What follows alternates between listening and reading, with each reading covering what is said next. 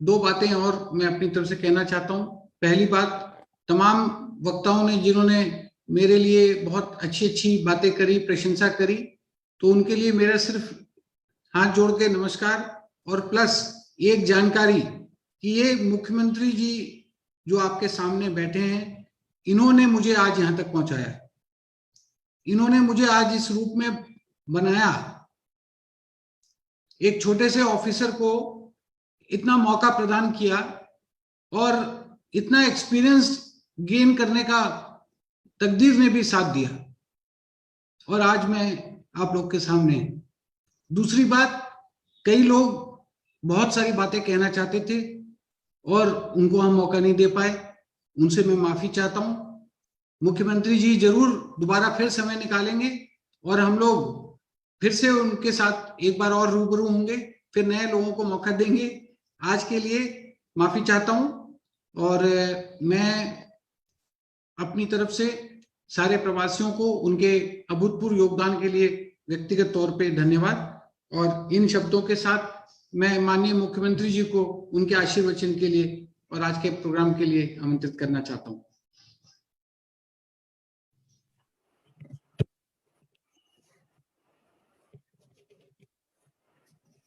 हमारे स्वास्थ्य मंत्री रघु शर्मा जी, उद्योग मंत्री प्रसाद मीणा जी, उद्योग राज्य मंत्री अर्जुन सिंह बामनिया जी, स्वास्थ्य राज्य मंत्री Subhash Garg ji, ECS mines petroleum Subodh Agarwal ji, principal secretary finance medical and health Akhil Arora ji, principal secretary to CM Kuldeep Ranka ji, secretary medical education Vaibhav Galeria ji और secretary medical and health Siddharth Mahajan ji. ये डॉक्टर भंडारी साहब बैठे हुए यहाँ पर साथ में जो हमारे जिन लोगों ने विभिन्न मुल्कों से जुड़कर के आज इस प्रोग्राम भाग लिया, चाहे कनक भूलिया जी हो, दिनेश कोठारी जी हो, सपना भूताड़िया जी हो, श्याम सुंदर जी पोदार साहब हो, नंदी मेहता जी, कपिल लखोटिया जी, राजेश चपलोच जी, प्रवीण मेहता जी, कैलाश मल दुग्गर साहब, नगेंद्र सिंह जी, कृष्णा स्वाणा जी, दीप्ति सिंह जी, अनिल पुरोहित जी, भावना शर्मा जी, अमृत हुसैन साहब, डॉक्टर ब्रह्मा साहब और डॉक्टर पुरोहित साहब और पंकज जी और भी कई लोग थे। तो मुझे बहुत प्रसन्नता है कि धीरेश श्रीवास्तव जी, आपको बहुत बहुत इस बात के लिए बधाई कि आपने जिस रूप में अपना वो समर्पित किया है। ये संगठन तो 15 साल पहले बन गया था, तो जो 15 साल में काम नहीं हुआ वो आपने 1 साल में करके दिखा दिया। इसलिए आप साधुवाद के पात्र हो। जब तक कमिटमेंट नहीं होता कोई काम के प्रति, तब तक ये संभव नहीं है। और जितने लोग जुड़े हैं, अभी हमारे मंत्री जी भी कह रहे थे, स्वास्थ्य मंत्री जी भी, प्रसाद मीणा जी भी कह रहे थे, ये तो हमारे अपने हैं, पर जो लोग जुड़े हैं उन सब ने आपको कॉम्प्लीमेंट दिया। इसके मायने और निकलते हैं, इसके मायने निकलते हैं कि प्रवासी बंधु जिनके लिए मैं लगातार कहता रहता हूं, जब मैं पहली बार मुख्यमंत्री था 20 साल पहले इंटरनेशनल राजधानी कॉन्क्लेव किया था, तब भी मैंने कहा था कि हम चाहते हैं राजस्थान के प्रवासियों का बॉन्ड अपने गांव, अपने प्रदेश में कायम रहे। बॉन्ड हमने ये मांग नहीं की कि आप यहाँ आके इन्वेस्टमेंट करो, तो हम जानते हैं इन्वेस्टमेंट तभी कर पाएंगे तब रिटर्न्स मिलेगा उनको। तो हमने कहा आप तो खाली आपका बॉन्ड मजबूत रहे और राजस्थान के प्रवासी जिस प्रकार दुनिया भर में फैले हुए, उसी प्रकार से यहाँ पर देश कोने कोने के अंदर, चाहे वो नॉर्थ ईस्ट के हमारे राज्य हो, चाहे बंगाल हो, चाहे तमिलनाडु हो, चाहे कर्नाटका हो, चाहे वो महाराष्ट्र हो, सब जगह आपको राजस्थानी गांव गांव तक मिलेंगे, मारवाड़ी बोलते हुए मिलेंगे। इस तरह के माहौल के अंदर राजस्थानी अपने चाहे 100 साल पहले गए हों और चाहे 50 साल पहले गए हों, चाहे नेपाल गए हों, चाहे दुनिया किसी मुल्क में गए हों, हमेशा वो अकाल में, सूखे में, तकलीफ में याद करते हैं अपने गांव को भी और अपने प्रदेश को भी, अपने देश को भी। आज आपने सिद्ध कर दिया कि वास्तव में आपका कितना बड़ा प्रेम है, क्योंकि आपको लगा कि धीरज श्रीवास्तव जैसा व्यक्ति मिला है जिसे राल को दो बड़ी बात कर सकते हैं, सुख दुख में काम आएगा, सरकार तक बात पहुंचानी होगी तो पहुंचाने का एक जरिया मिल जाएगा। ये भी एक शौक की बात होती है व्यक्ति के लिए। जब तक शौक नहीं हो, कमिटमेंट नहीं हो, तब तक ये संभव नहीं है। इससे लगता है कि जो आपके दिल में, चाहे आप कितने ही सालों से बैठे हो कहीं पे भी, पर दिल में एक जज्बा है कि हमें हमारे प्रदेश की, हमारे देश की हमें चिंता रखनी चाहिए। वो चिंता झलक रही थी आप सबके बातों से, चाहे डॉक्टर्स हो चाहे नॉन डॉक्टर्स हो। गोलिया जी को मैं जानता हूँ बचपन से। कई लोगों ने बचपन के यादें ताजा की मेरे साथ में, चाहे वो इलेक्शन लड़ने की बात हो यूनिवर्सिटी के अंदर, और चाहे हमारे बचपन में भावना हो, चाहे कोई हो, जिन्होंने मुझे बारे में सुना है और कोट कर दिया। तो इसके अपने मायने है कि किसी ने सुना है, किसी ने देखा है, और आज हम लोग जुड़े हैं वीसी के माध्यम से। लंबा इतिहास बन गया। मेरे पूर्व वक्ताओं से बात आपको कह दी, डॉक्टर भंडारी जी ने कह दिया। राजस्थान के बारे में मुझे भी गर्व है। जिस प्रकार कोरोना के बारे में जो मैनेजमेंट हुआ, वो हमने तमाम विपक्षी पार्टियों को साथ लिया, धर्म गुरुओं को लिया, एक्टिविस्ट को लिया, एनजीओ को लिया, आम जनता को लिया, और मैंने कहा भूखा कोई नहीं सोएगा, नारा दिया मैंने पहले, 1 साल पहले। और शायद आपको मालूम पड़ा होगा, राजस्थान में वो माहौल बना, पूरे प्रदेशवासी उठ खड़े हुए, हर व्यक्ति ने एक दूसरे की मदद करी। खाना पहुंचाना हो, पक्का कच्चा, या मदद करनी और ढंग की, सब लोगों ने अपने तरीके से कोई कमी नहीं रखी। सरकार ने भी कैश में, काइन में लाखों लोगों की मदद की। और दूसरी जो ये वेव आई है, इसकी किसी को अंदाज नहीं था, ना केंद्र सरकार को था, ना किसी को था। इतनी घातक आई है कि गांव तक पहुंच गई, पिछली बार नहीं पहुंची थी। जल्दी फैलती, तेजी से युवाओं में, बच्चों में फैल रही है। मृत्यु दर बढ़ गई है। रिकवरी रेट थोड़ी कम हो गई, जो हम 98 तक ले गए थे पहले। तो सब तरीके से जो काम हमारे यहाँ किया अधिकारियों ने, मैं समझता हूँ कि जो ब्यूरोक्रेट थे, जिनको जो काम सौंपा गया, चाहे हमारी मेडिकल फैसिलिटी है उन्होंने, चाहे पुलिस वाले भी क्यों नहीं हो, पुलिस के कांस्टेबल तक ने भी खाने पीने का काम किया घर घर में, जब लॉकडाउन बंद थे सब लोग। इस प्रकार से हम लोगों ने बहुत शानदार तरीके से मैनेजमेंट किया। हमारा भीलवाड़ा मॉडल तो राजस्थान के अलावा पूरे देश के अंदर, दुनिया तक पहुंचा। इस प्रकार से शानदार तरीके प्रबंधन हुआ।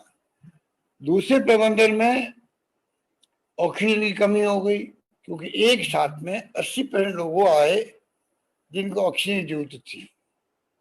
पहले फेज में 20% मुश्किल से आए होंगे जिनको आईसीयू और वेंटिलेटर की जरूरत पड़ी हो।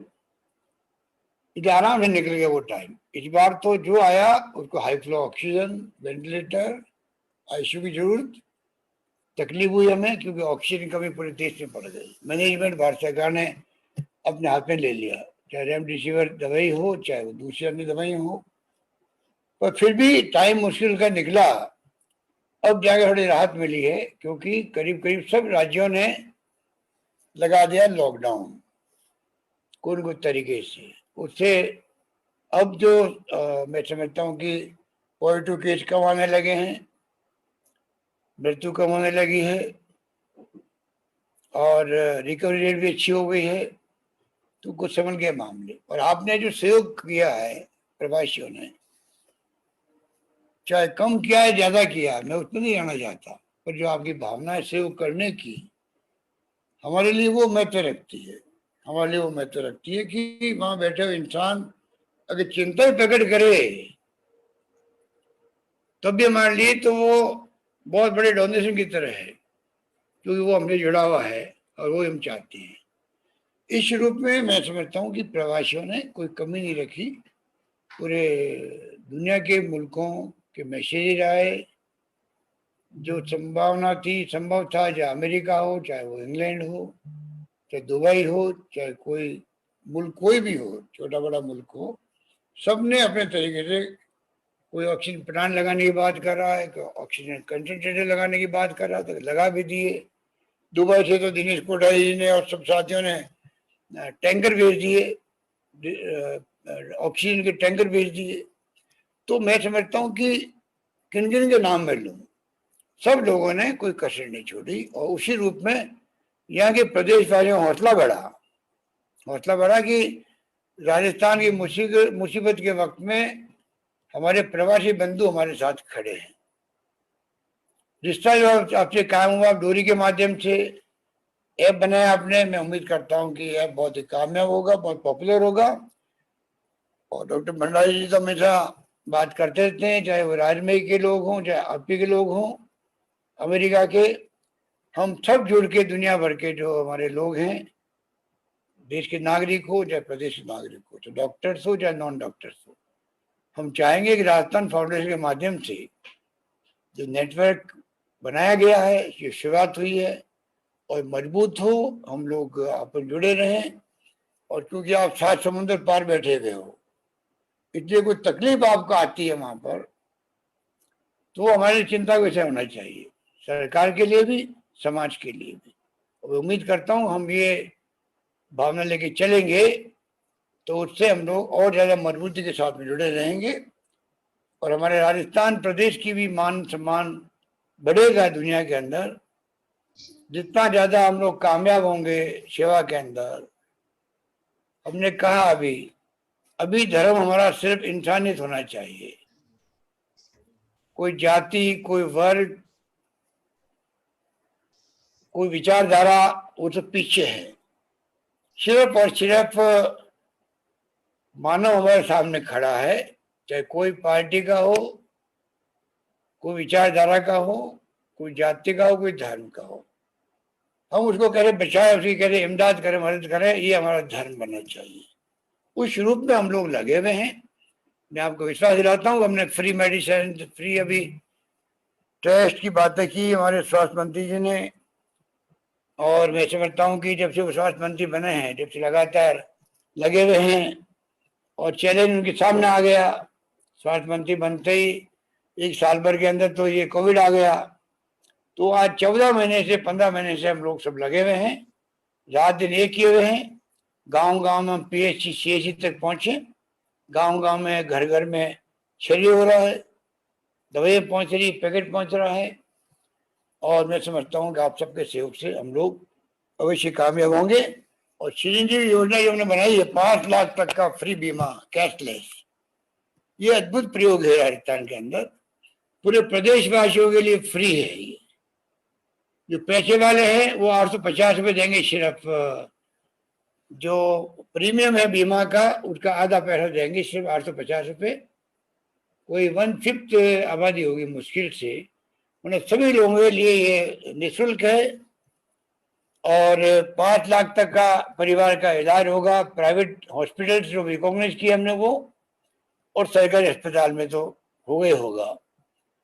जो व्यक्ति भर्ती होगा ऑपरेशन के लिए, इलाज के लिए, उसके 5 दिन पहले से ही, और भर्ती होने के बाद जब ठीक होकर जाएगा, उसके 15 दिन बाद तक का खर्चा सरकार उठाएगी इंश्योरेंस के माध्यम से। इस प्रकार के बहुत शानदार एक अभिनव प्रयोग किया है।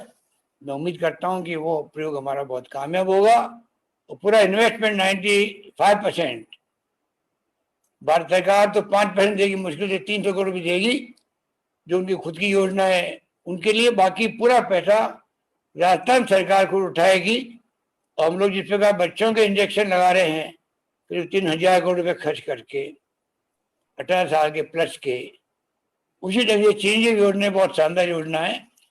आखिर में मैं आपको खाली एक ही बात कहना चाहूंगा, वैक्सीनेशन की बात करके अपनी बात समाप्त करता हूँ। सोशल सिक्योरिटी हम करेंगे ही करेंगे। जो बच्चे ऑर्फन हो गए हैं, जो माता पिता चले गए कोविड के अंदर, या जो अर्निंग मेंबर था वो चला गया, उनका सब सर्वे करवा रहे हैं परिवार का।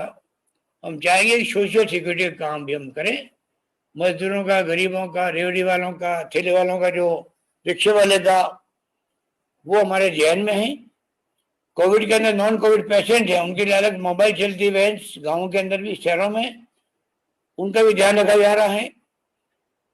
वैक्सीनेशन का काम जो है उसमें हमारे देश के अंदर थोड़ा पीछे रह गए हम लोग। टाइमली वैक्सीन के ऑर्डर दिए नहीं थे, थोड़ी आलोचना भी हो रही है भारत सरकार की इसको लेके, और अब भारत डाल दिया है राज्य सरकारों पर, उसकी आलोचना भी हो रही है। पर फिर भी हम चाहेंगे अभी राज्य सरकारें और केंद्र सरकार मिलकर काम करे, क्योंकि हमारे सामने खतरा बड़ा है कोविड का, घातक कोविड का, जिसके लिए अभी बोरिस जॉनसन ने कह दिया, यूके के प्राइम मिनिस्टर ने, एक पेशेंट आ गया है भारत से और वो इतना तेज गति से फैल रहा है, 1617.3 होगा, ऐसे कोई नाम है उसका, वो इतना तेजी से फैला रहा है, उसके कारण से हमें लॉकडाउन अनलॉकडाउन डिले करना पड़ रहा है। आप कल्पना कर लीजिए कितना घातक ये कोरोना फैला हुआ है। उसका मुकाबला हम तभी कर पाएंगे, खाली किसी ने कहा है कि कोरोना का मुकाबला खाली अस्पतालों में नहीं होगा, क्या कितनी आप सुविधाएं बढ़ाते जाओ तब भी आप उसका मुकाबला नहीं कर सकते, क्योंकि अगर संख्या बढ़ती जाएगी उसके अनुपात के अंदर, तो चाहे आपके वेंटिलेटर हो, चाहे आईसीयू बेड हो, चाहे बेड कितने बढ़ा देंगे तब भी काम चलेगा नहीं, क्योंकि संख्या बढ़ती जाएगी। आखिर में आपको संख्या को रोकना पड़ेगा, रुकेगी या तो लॉकडाउन से, सोशल डिस्टेंसिंग से, मास्क से लगे प्रोटोकॉल जो है आपका कोविड का, उसको अपनाने से रुकेगी, या फिर रुकेगी वैक्सीन से। कम वैक्सीन लगने के बाद में अगर अटैक होता भी है तो माइल्ड होता है, ये तो आपने सुना होगा, देखा होगा, समझा होगा, अनुभव किया होगा। तो ये तमाम बातें हमारे जहन में हैं। हम आपसे ये अपील करेंगे आपके जहन में, क्योंकि 2 वैक्सीन को अभी अलॉट किया है हिंदुस्तान के अंदर, हम भारत सरकार के दबाव बनाए हुए हैं, आप 10-20 कंपनियों को दीजिए यहाँ वैक्सीन बनाने की छूट, चाहे कानून में बदलाव लाना पड़े तो बदलाव लाइएगा, और जो बड़ी कंपनियां बना रही है उनके साथ में आप एग्रीमेंट करवाइएगा, 15-20 कंपनियां बना एक साथ में, क्योंकि हिंदुस्तान 130 करोड़ की आबादी का मुल्क है। 130 करोड़ की आबादी किसे कहते हैं? इसलिए जरूरी है कि हम उस रूप में कैसे हम 50, 60, 70% लोगों को वैक्सीन लगा सके, और बगैर इसकी प्लानिंग के, बगैर रोड मैप बनाए हुए संभव नहीं होगा। इसलिए बड़े रूप में वैक्सीन लगाए हम लोग। आप भी जरा जानकारी रखें, वहां अमेरिका में और इंग्लैंड में सब जगह डॉक्टर ब्रह्मा साहब की तरह हमारे सीनियर डॉक्टर बैठे हुए हैं। मैं समझता हूँ कि सब मिलकर अगर आप ध्यान रखेंगे तो जरूर हम लोगों को गाइड करते जाएंगे, वैक्सीन कैसे हम लोग उपलब्ध हो सके, हमें कैसे हम खरीद सकें। जब राज्यों में खरीदनी है तो जितना हमें जानकारी मिलेगी उसी ढंग से हम कामयाब होंगे वैक्सीन को ला करके लगवाने के अंदर। लगवाने का मैं आपको इतना ही कह सकता हूँ, इतना शानदार प्रबंधन हमने कर रखा है।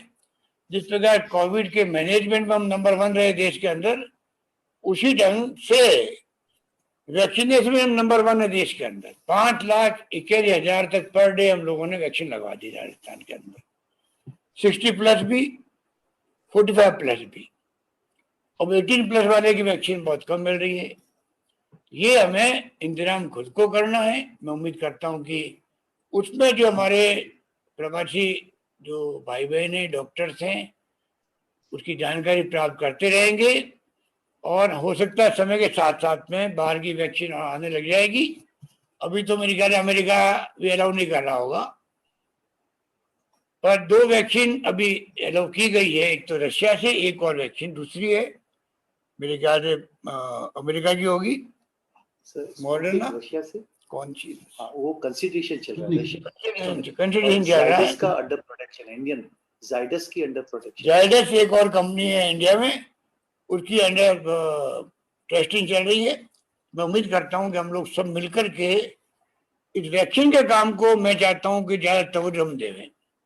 कोविड पे आके तो हम लोगों ने अभी लॉकडाउन का रखा है, इसको आजकल हम बढ़ाएंगे, सब व्यवस्था हम लोग कर लेंगे।